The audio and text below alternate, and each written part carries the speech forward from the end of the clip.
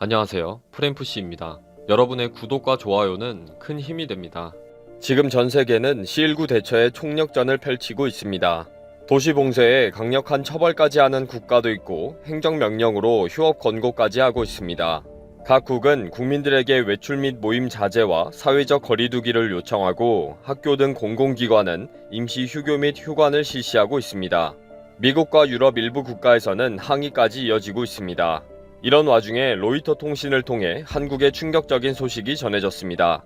C19를 통제하기 시작했다. 6일 수요일부터 생활 방역으로 들어간다. 사회적 거리두기 등을 완화하겠다. 조만간 학교 등의 개학도 검토하겠다는 내용입니다. 이 소식은 즉각 해외 언론들에 타전되었고 기사화되었습니다. 부러움이 가득한 해외 언론 기사들과 이에 대한 일본의 반응을 알아보겠습니다. 아직도 많은 국가들은 강력한 통제로 많은 불편을 겪고 있고 아주 혼란한 상황입니다. 미국은 현재 사회적 거리두기와 외출 자제를 해제해달라고 항의가 계속 이어지고 있습니다. 많은 주에서 경제적인 어려움을 겪고 있는 상공인들을 중심으로 해서 거친 항의가 계속되고 있으며 백악관도 주정부를 압박하고 있습니다.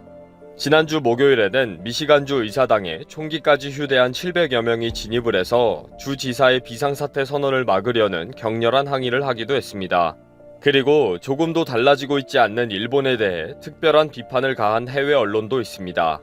말레이시아의 유력 일간지인 뉴스트레이츠 타임즈는 한국과 일본의 관계가 개선되지 않고 있다는 기사에서 이상한 고집을 피우는 일본에 대해 비판했습니다. 한국이 적극적인 검사와 추적과 격리치료 등으로 성공을 했는데도 일본은 한국의 이런 성공적인 대처는 따라하기 싫다는 고집을 피우고 있다는 것입니다. 왜 일본은 그런 고집으로 엄청난 혼란과 피해를 자초하고 있는지 이해가 안 된다고 했습니다.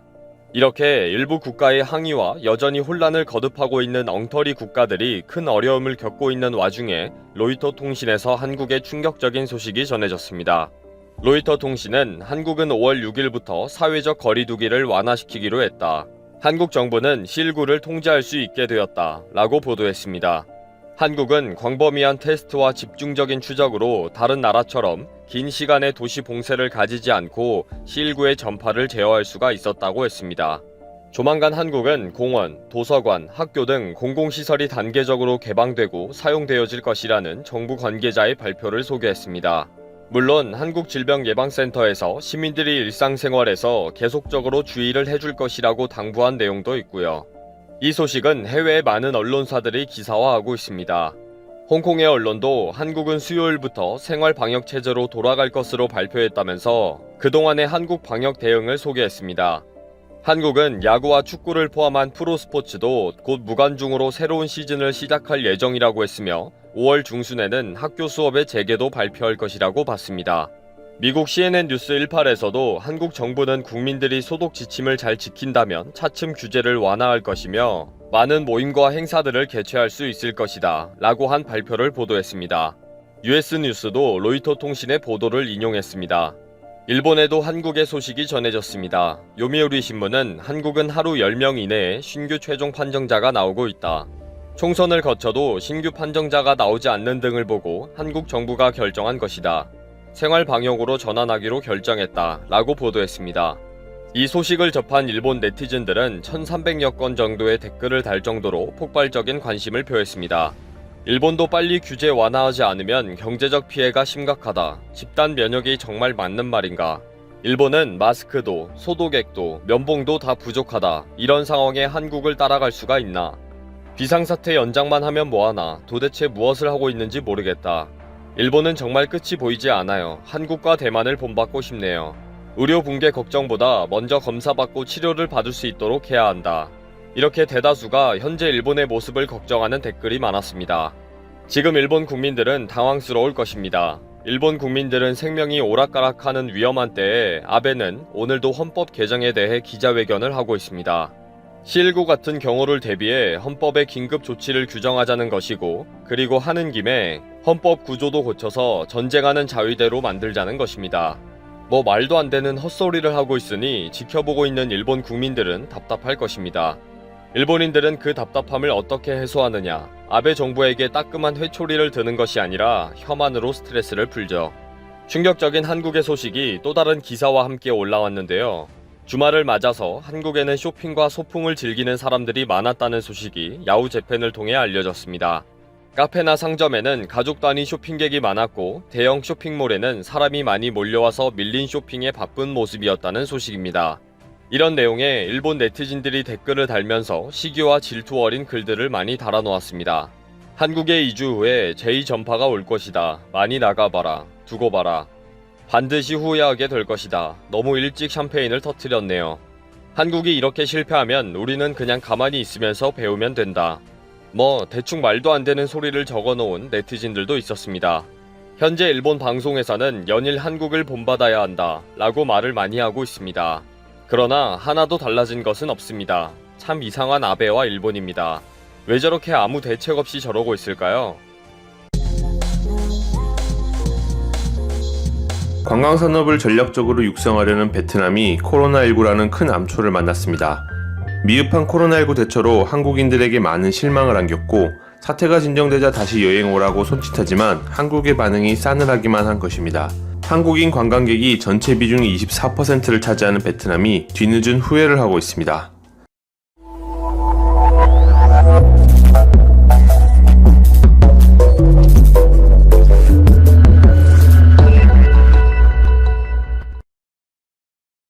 베트남 관광산업이 국가 경제에서 차지하는 비중은 10% 정도로 그리 많은 비중을 차지하고 있지는 않습니다. 하지만 경제 구조가 서비스업 중심으로 변화하는 과정에서 베트남 정부는 관광산업을 전략적으로 육성하려고 했지만 코로나19로 어려움에 봉착했습니다. 현재 베트남의 관광산업은 거의 괴멸 직전이라고 봐도 무방합니다. 우선 베트남 국적 항공사인 베트남 항공의 경우 올해 1분기에만 1억 달러가 넘는 영업 손실을 기록했는데 이 같은 손실 규모는 지난해 베트남 항공이 거둬들인 순이익보다 많습니다. 또 베트남 항공의 자산은 30억 3천만 달러로 7.2% 줄었으며 시가총액도 14.3% 감소했습니다. 베트남 항공 CEO인 두엉 드리타는 올해 21억 4천만 달러의 매출 감소가 예상된다면서 코로나19 여파로 베트남 항공산업도 3, 4년 정도 후퇴할 것이라고 내다봤습니다. 베트남 국가자본관리위원회 역시 올해 말까지 현 상황이 이어지면 베트남 항공은 8억 3,700만 달러 이상의 손실을 입을 수 있다고 내다봤습니다. 다만 항공산업의 경우에는 당장의 손실이 있더라도 어느 정도 시간이 지나면 회복이 가능하지만 직접적인 피해를 입은 베트남 현지 관광산업은 괴멸 직전까지 몰렸습니다. 베트남의 대표적 관광지인 호찌민과 다낭의 경우 현지 여행업체의 90%가 문을 닫은 상황으로 그나마 명맥을 유지하고 있는 곳은 대기업 자회사나 국유회사뿐입니다. 최근 베트남 현지 매체 등에 따르면 지난 1월과 2월 베트남을 찾은 평균 여행객 수와 수입은 전년 동기 대비 50에서 60% 감소했습니다. 여행사들의 경우 상황이 심각한데 대부분 매출이 95% 이상 급감했으며 아예 매출이 없는 여행사도 있는 것으로 나타났습니다. 3월과 4월에 들어선 피해가 더욱 심각했습니다. 호찌민시의 경우 등록된 중소규모 여행사 90%가 운영을 중단했습니다. 그나마 대기업 계열사나 국가에서 운영하는 여행사가 겨우 운영을 할 뿐이었지만 정규 직원 중에서도 최소한의 인력을 제외하고는 모두 무급 휴가에 들어갔습니다. 상황이 이렇게 되자 베트남은 뒤늦게 관광산업을 살리겠다고 나섰습니다. 자국민과 중국, 한국의 관광객을 우선 유치해 여행산업을 살릴 계획인 것입니다. 베트남 관광청은 코로나19 확산이 멈춘 중국, 한국의 관광객이 6월 말부터 증가할 것으로 보고 관광업 정상화 정책을 준비 중에 있습니다. 안전한 베트남 관광 프로그램을 만들고 비자 발급 조건을 완화하고 절차를 간소화하는 등 행정 지원책을 마련하고 있습니다. 하지만 베트남의 이 같은 계획을 접한 한국인들은 싸늘한 반응을 보이고 있습니다. 외교적 절차 없이 일방적으로 한국인들을 격리시키고 하노이로 향하던 비행기를 회항시켰으며 한국의 상황을 조롱하거나 박항서 감독의 연봉이 과도하다며 스스로 깎아야 한다는 등 안하무인적 태도에 실망을 넘어 분노를 하고 있기 때문입니다.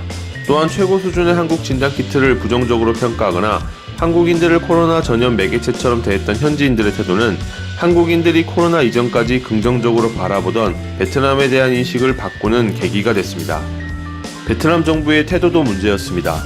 주로 온라인상에서 논란이 커질 때 베트남 정부가 적극적으로 나서 사태 진압에 나섰더라면 양국의 관계가 이렇게까지 되지는 않았을 텐데 베트남 정부는 이런 논란의 책임을 은근슬쩍 한국에 떠넘기는 듯한 행태를 보였고 이에 한국의 분노는 더 커졌습니다. 베트남 관광청에 따르면 지난 2019년 한 해 베트남을 찾은 외국인 관광객은 1,800여만 명이었고 이 중 한국인 관광객은 약 24%를 차지했습니다. 수적으로도 상당히 많은 비중을 차지했지만 질적으로도 중국 유럽인 관광객에 비해 베트남 경제에 미치는 영향이 컸습니다. 중국의 영원 투어나 유럽의 배낭여행은 아무래도 베트남 현지에서 쓰는 돈이 많지 않기 때문입니다. 물론 한국도 단체 저가여행 상품으로 온 사람들이 많았지만 최근에는 골프 여행을 오는 사람들도 크게 증가했습니다. 이에 1인당 여행 평균 비용이 타국에 비해 높은 편이라는 게 현지 여행사들의 공통된 입장입니다. 이렇듯 베트남 관광산업에서 한국은 뺄 수 없는 상당한 존재감을 가지고 있는 국가입니다. 그래서 베트남 관광업계는 한국과 사이가 틀어진 현 상황이 매우 답답합니다. 사실 시간이 지나고 한국과 베트남의 관계가 다시 좋아지면 예전처럼 다시 많은 관광객들이 베트남을 방문할 수도 있습니다. 하지만 그렇게 되려면 먼저 국내 여론이 베트남에 우호적으로 변해야 하는데 현재로선 많은 시간이 걸릴 것으로 보이고 베트남 정부의 노력도 많이 필요해 보입니다.